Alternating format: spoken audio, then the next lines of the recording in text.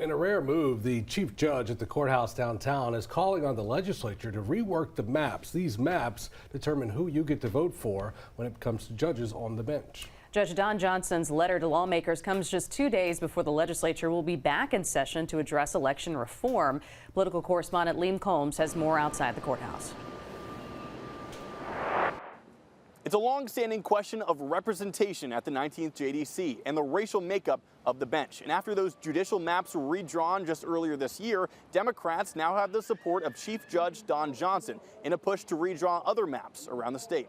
You know, I sit and I watch people say that they're Christians and they love everybody the same and they think we're all equal, but you're not treating us equal, you're not treating us fair. It's unequitable as it relates to the courts and many other things that we fight for down at the Capitol. Rep. Denise Marcel has been pushing to redraw the judicial maps for family court and the First and Fifth Circuit Court of Appeals, which she says disenfranchises black voters, judges, and attorneys. So I filed a bill asking for at least an additional seat.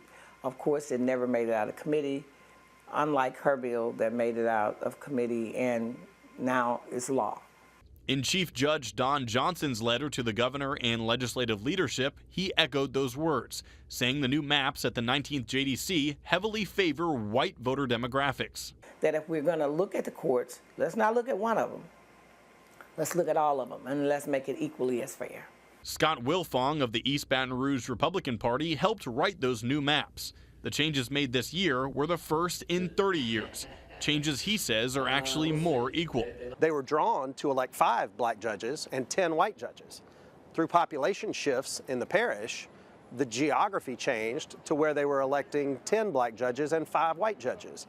And, you know, some of the judges in their testimony at the legislature said, well, it's not fair. It wasn't fair then, so let's be unfair now. Well, no, 2 wrongs don't make a right. That's what everybody's mom told them. Wilfong says these changes should happen at the Capitol and not at the direction of a judge. We wouldn't expect legislators to come over to the courthouse and tell judges how to do their jobs. Why do we have judges telling legislators what districts to draw? I think the courts need to stay in their place, and I think the legislature is going to act appropriately. So, is this something that could get hashed out in this week's special session? Sources close to House leadership say no, but it's sure to be a hot topic come the regular session next April.